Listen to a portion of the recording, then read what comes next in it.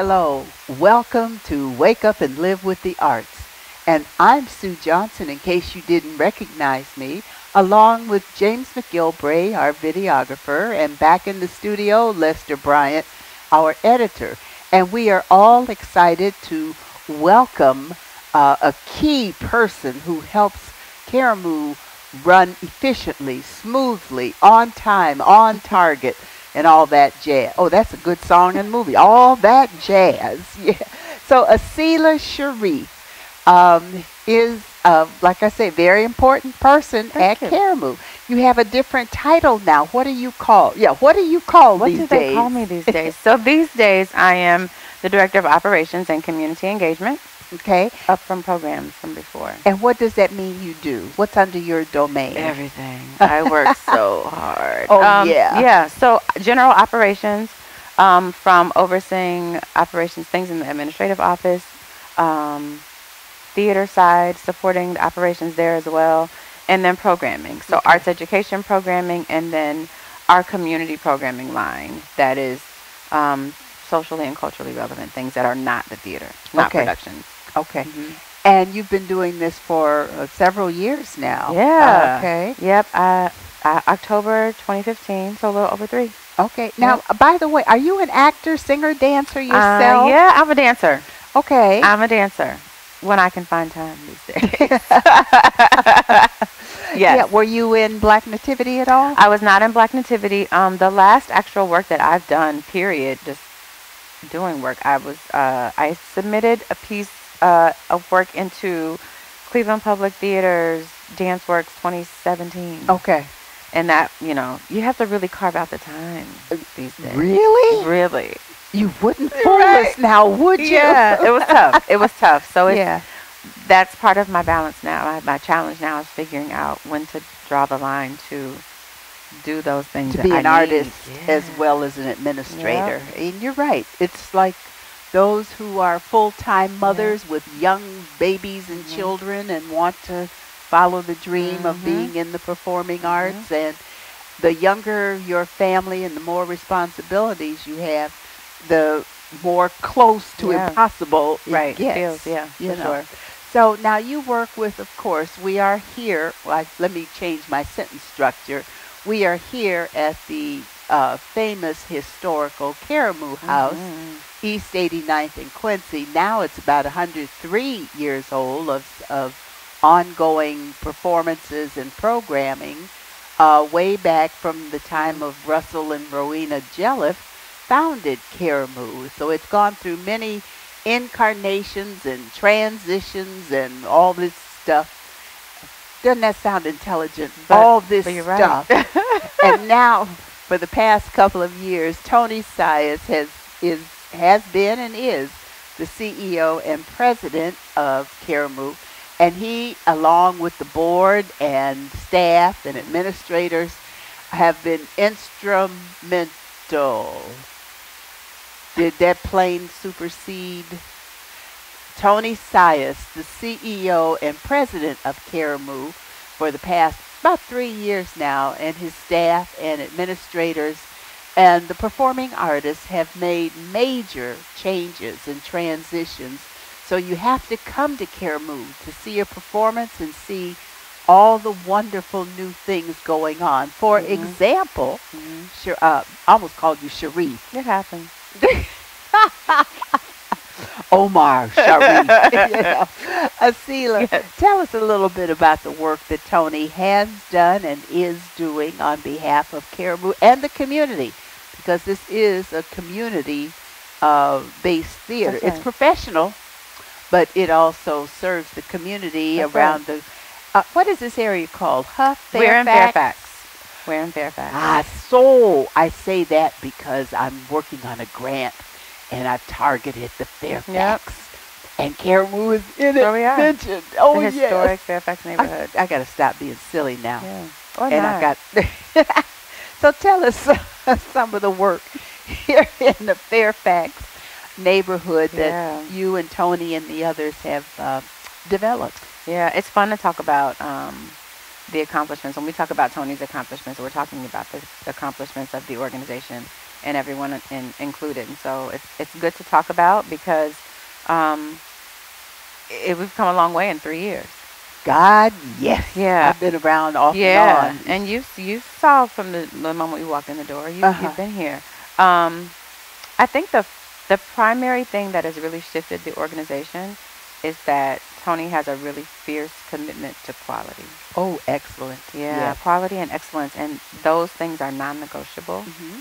here. So coming in with that as a laser focus, and then building a team really of two competencies. So yes, he wanted to have people here who had who were great administrators and really great at doing that role, your marketing, your development, your programming, Your public relations, all right, that. right. Yeah. But it's also very important to him that you have content expertise as an artist. To be able to place yourself in both of those worlds and kind of see it from a full perspective. And there are so many, and I run into this on many occasions where particularly if you are a creative artist, playwright, director, actor, dancer, what have you, I often have to counsel these highly creative folk. If you can't handle the business side, you need to surround yourself with at least one other person and a couple others who handle the business administration aspects, and that's what Tony has done. And he's well-rounded. In fact, he's done more than I knew about with the role of his being a performing artist, a director, as well as an administrator from his background. Yeah.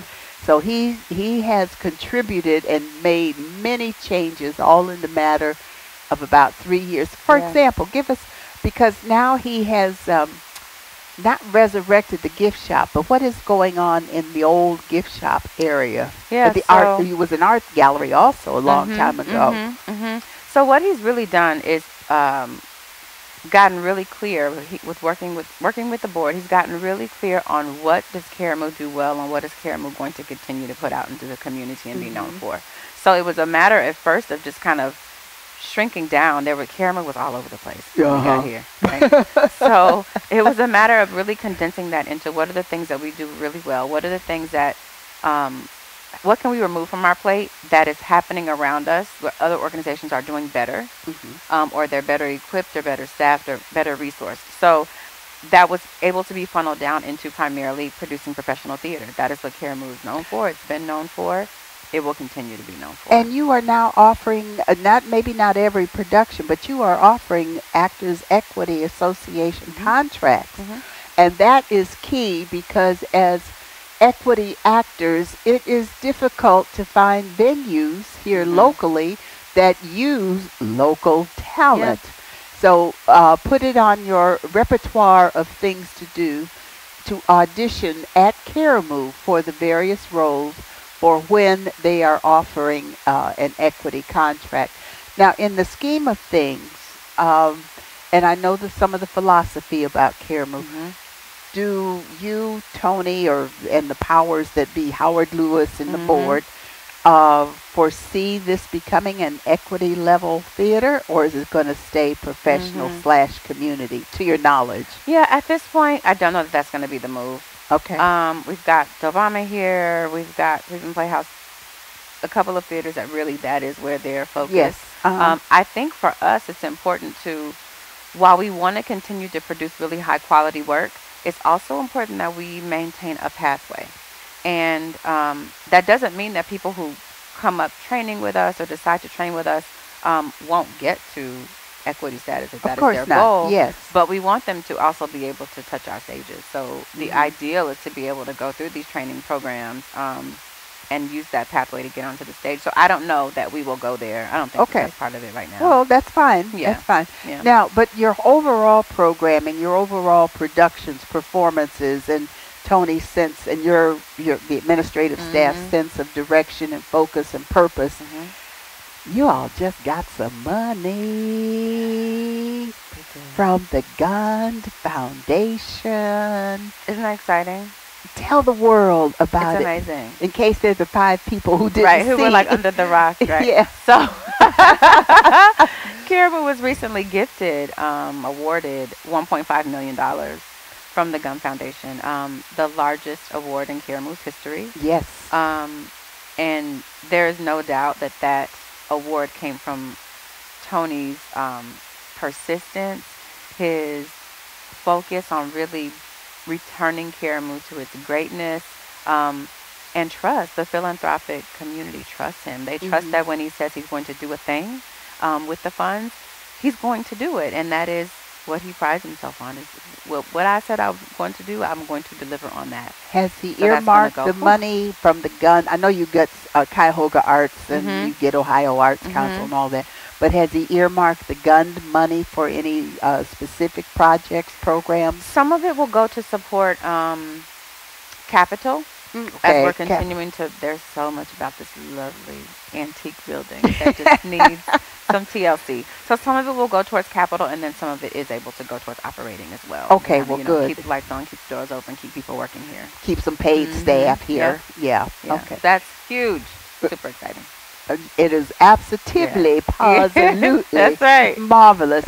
Speaking of programs and the golden era of Karamu, if you will, one of us goes back as far as when Ron O'Neill was running around here, Benny Gentry, Al Fan, who passed away last year or two, Clayton Corbin, oh golly, I forget the names, and I didn't know who I was running around with. I was here with my girlfriend, Jeannie Love Tufoa, who was an active dancer. Okay. And so I didn't know what I was doing. I wasn't acting or anything. I was just following her around Karamu, and didn't know that Ron and Minnie and all the rest of them were going to be who they became. So that is some of the history of Karamu. And I know Tony and the current administration are working on, when it comes to productions and actor development, get to the point where, I'm from Karamu. When, New York, Chicago. And that's how it was, right? You could go to those places and that was it. There was no question. You were from Karamu. Yeah. That's it. Yeah. So, like I said, one of us goes back to those days. That's an amazing legacy. I mean, we're all honored to be able to work here, to do this work, to serve in these capacities. That's what it is. It's service to this organization and this institution and the legacy. Yeah, and the next level of that legacy. Yeah. There were many programs that may or may not be in existence as we speak, but there was a photography club. So James would like to see Ruby Dee's mural upgraded and so forth. But I would love to see some of those old photos in a gallery that, not downstairs, because nobody can get there yet. Yeah. Notice that word, yet. There you go. But if somebody were in charge of being a historian, an archivist, and get some of that pictorial history up and going again. Yeah. We got a couple of those kinds of things in process. So our archive project is in partnership with the Cleveland Public Library and Cleveland Museum of Art. So we've got a whole room back there that is full of just Karamu's archives all brought into one. So we bring interns in the summer, through the summer on the Cuyahoga program. Interns in that are dedicated archive interns. And then the queen, I call her the queen, Mrs. Annette Bailey. Yes. She retired in 2017 from her 47-year I know post, she was right? here like God. Right. And knows it all about Karamu, which is why I call her the queen of Karamu. And you know what? Who else? Who's that? We call her the Grande Dame, Norma. Miss Norma. Powell. Yeah, Norma Powell. So Mrs. Bailey is here on a regular basis, and she's back as a consultant working on the archive project. Which play?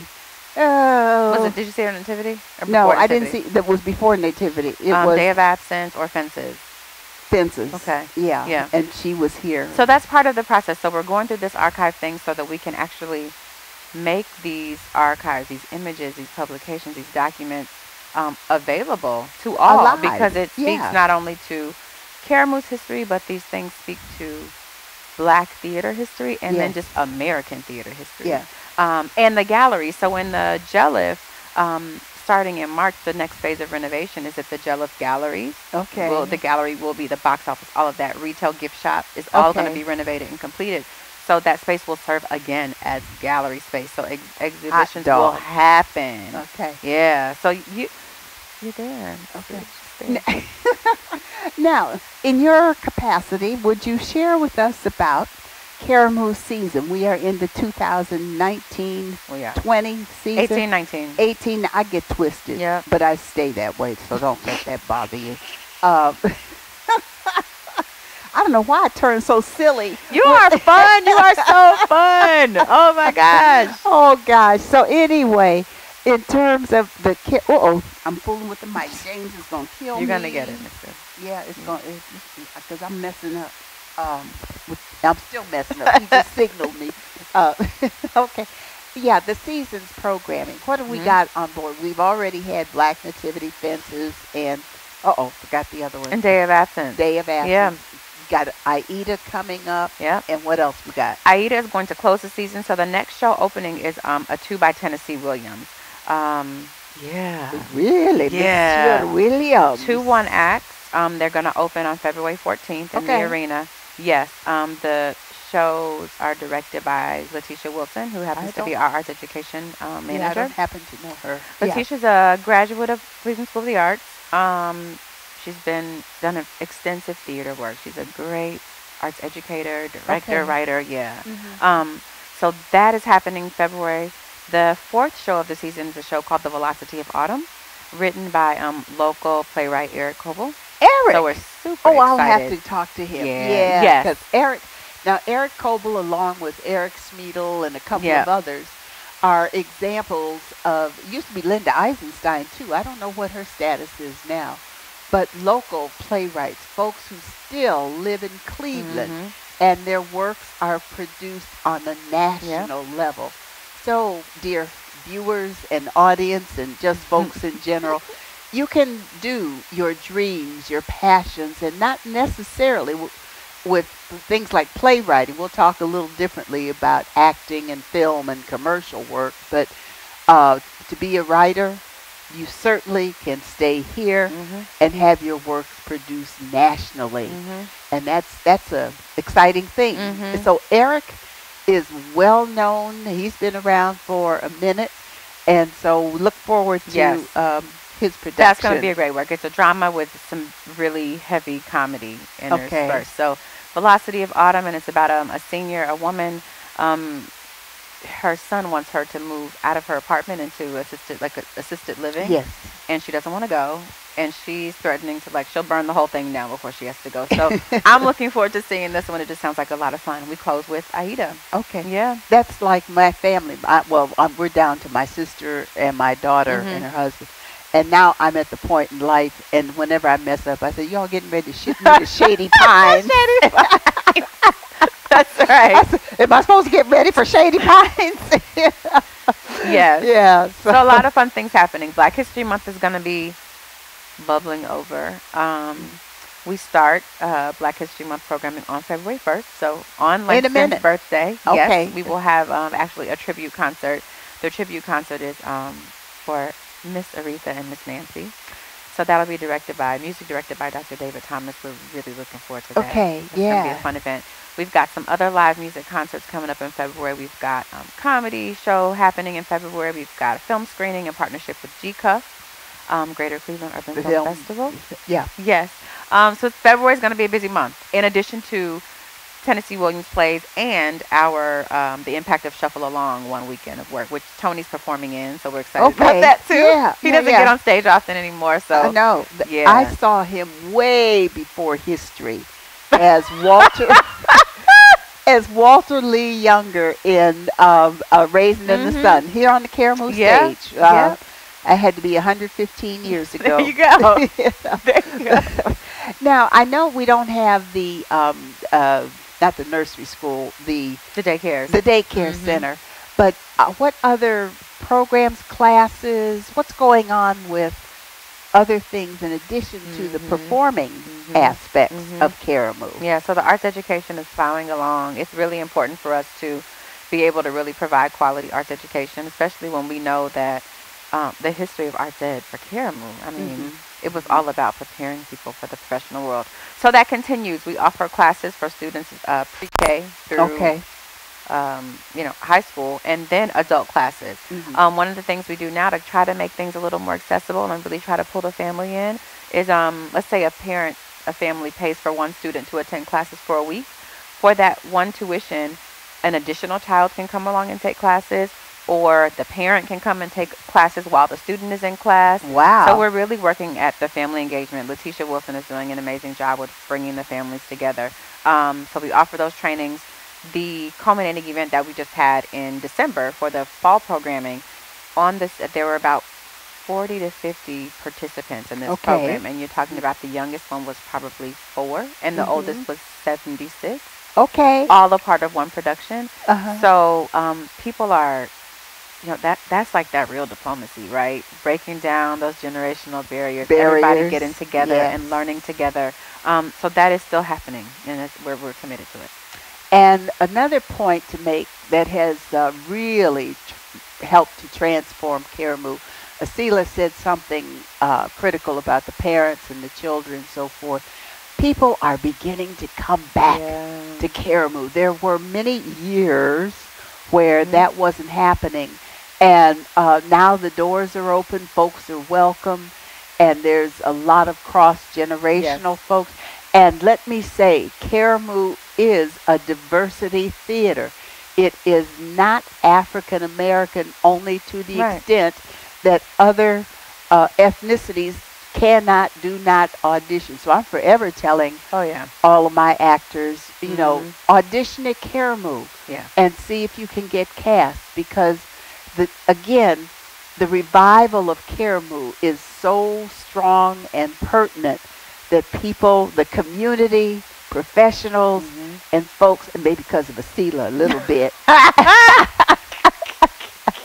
not so much Tony, just Aseelah, are coming back to Karamu, filling the audiences. And when I looked up and I saw I'm going to say it this way, even though it's on camera. When I saw the number of white folks in the audience, I was so thrilled. I almost shouted hallelujah. Yeah. Because that was the way it used to be, highly integrated. That's right. And that's what this place was founded on. It was about bringing people together and breaking down barriers and really being community. And I think for us, it's really important that we do all of these things really well. Our theater, our arts education, our programming, and we honor the African American experience while we welcome everyone, and we understand that even the African American experience is a shared experience. In this country, it's a shared experience. And so, yes, everybody's welcome.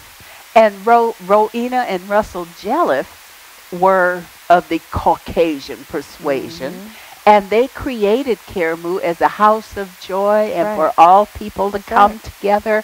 And that's why Karamu was so full of programming, dance, art, theater, photography, writing, you name it. And so I don't know how much of that has been revived or in the process of being, because there were the Gilpin players.